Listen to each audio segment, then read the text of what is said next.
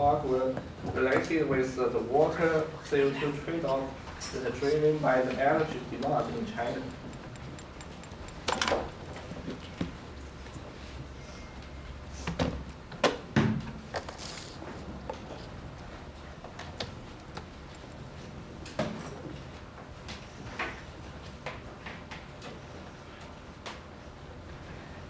Well, thanks a lot for the introduction and thanks for everyone here. I'm Xi. Today my topic is the water CO2 trade-offs driven by energy demand in China. And let's first see the background. For China, the inter-regional trade occurred frequently among provinces, and it has a trend to increase more. And the most important one may be the electricity transmission. In 2015, the interprovincial transmission accounts for 50% of the total electricity consumption. And because of the west to east electricity transmission project, it makes it possible to transmit electricity from between places far away. So it makes it possible to transmit electricity in the west to the east. And so there will be 24% of the total capacity located in the northwestern provinces.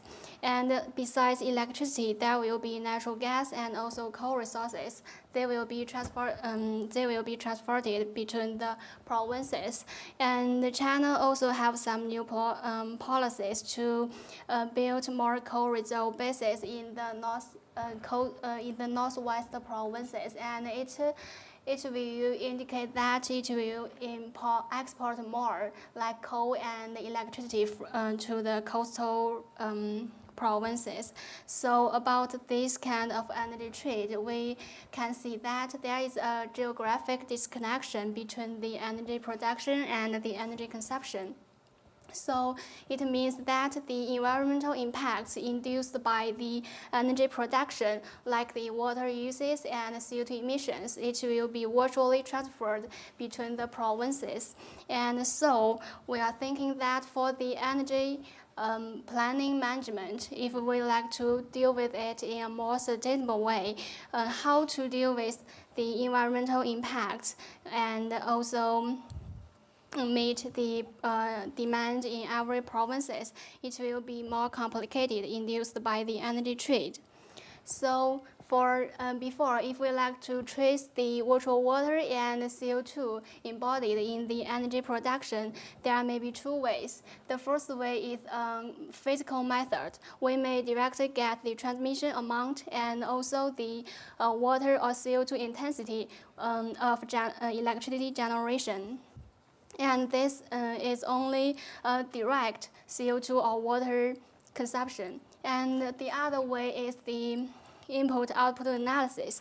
It will employ Leontief inverse matrix, and it will account the water use and CO2 emissions along the whole supply chain for generating the electricity or other energy products. So it will include both direct and indirect water and CO2 emissions. And so it means that in the first way, there may be an underestimation for the water uses or CO2 emissions for the energy production.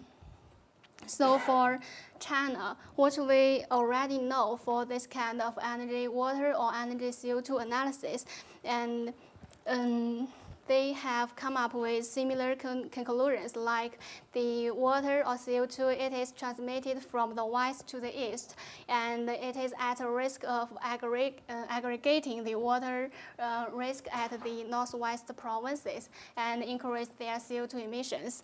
But for the water and CO2 impact, when consider them together, there is some lies researchers, and they in the field studies, they only consider the direct water and CO2 emissions, and maybe mostly concentrate on the electricity sector. So for us, we like to consider from the whole supply chain, and we like to answer questions like to deal with the water and CO2 impacts more sustainably, how energy trade affects the water and CO2 among provinces.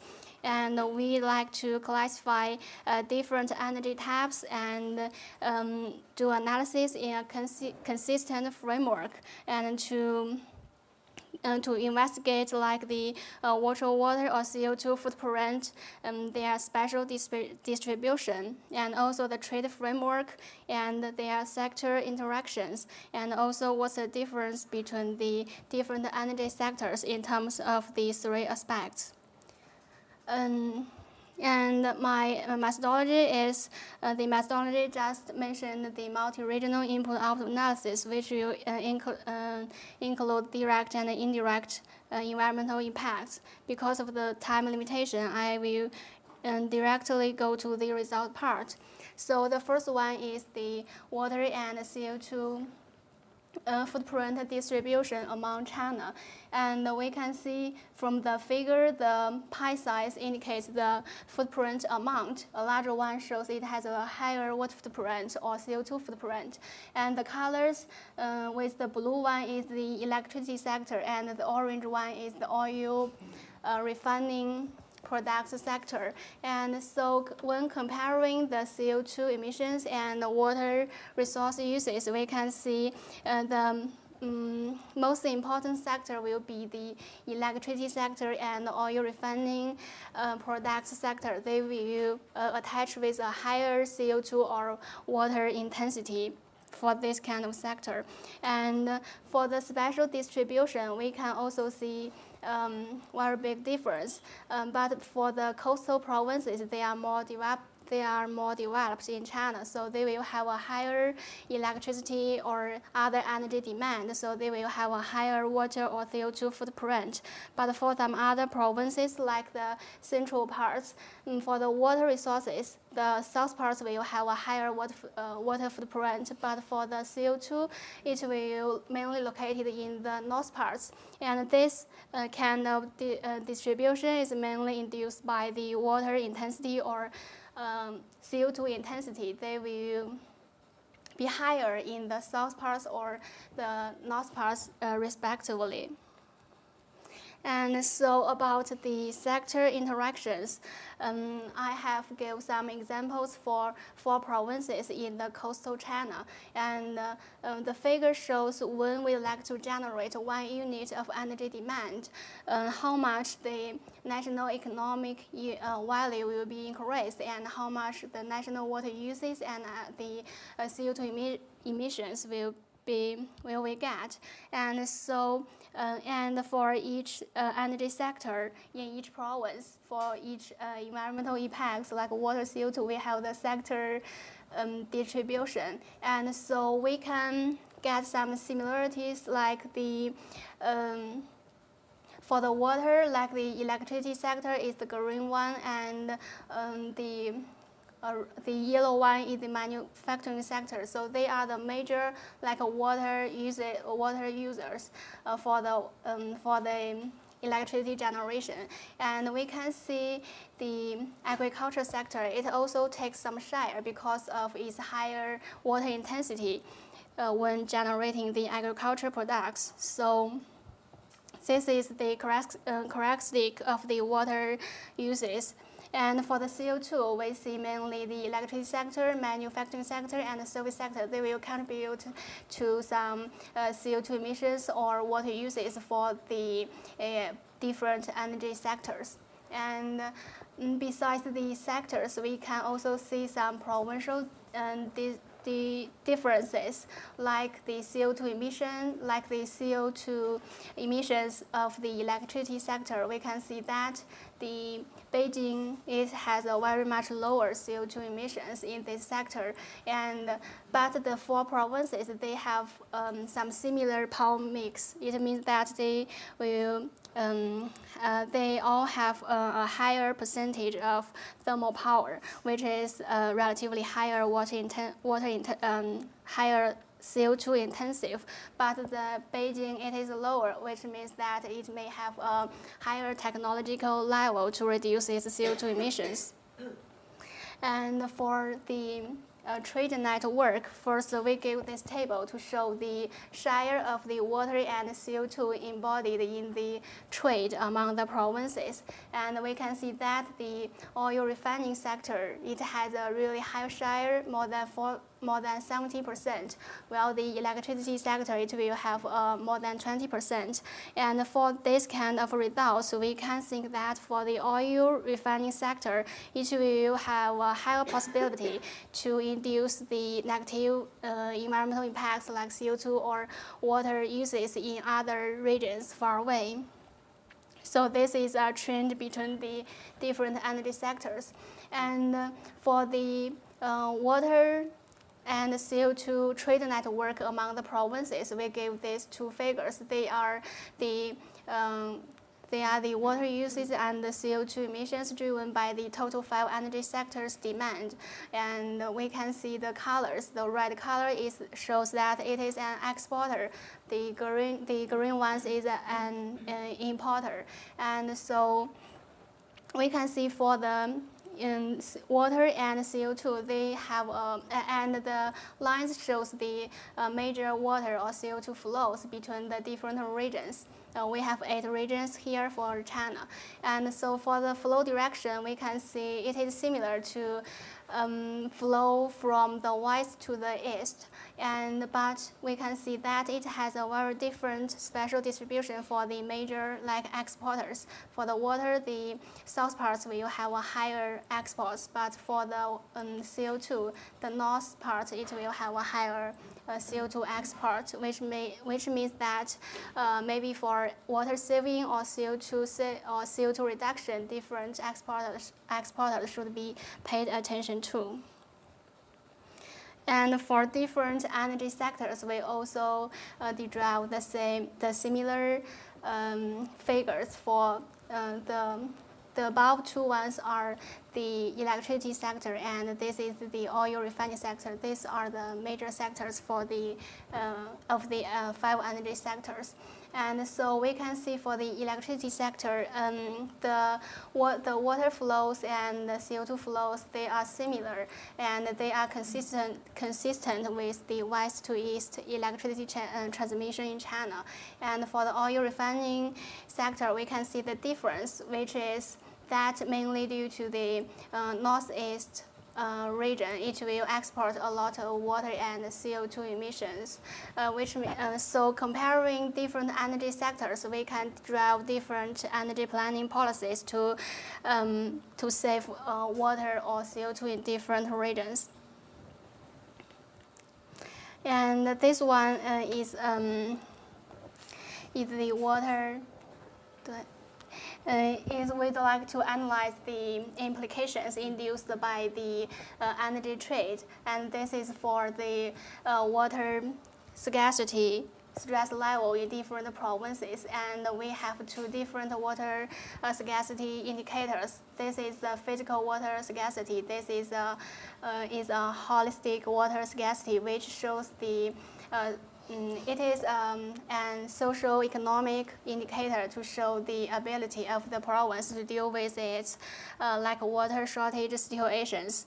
And so we here use the Human Development Index to show this kind of water scarcity with the line shows the national average level. Below it, it means this province has a lower ability to deal with its water scarcity situations, and the higher one is higher. It mainly are the developed provinces, and so in this these lines, it shows the physical water scarcity. The right ones are the more water more water-stressed provinces, and the left one are less water-stressed provinces. So, and the circles shows the provinces. The red one is an exporter, and the blue one is an importer. So we can see that if we see the physical water shortage, we can see these exporters, they will increase their water stress due to the energy trade, like Anhui, Henan, these provinces. But when we look at the socio-economic water scarcity indicators, we can see these provinces should be pay attention to. So, and they are a little different between the physical and the holistic water scarcity. So maybe there is a necessity for us to consider different kind of water scarcity in the provinces to deal with this water, like this kind of water trade. Yeah, so that's it. And this is the conclusion. I think I have come up with some conclusions and policies just now, so we don't go in detail here.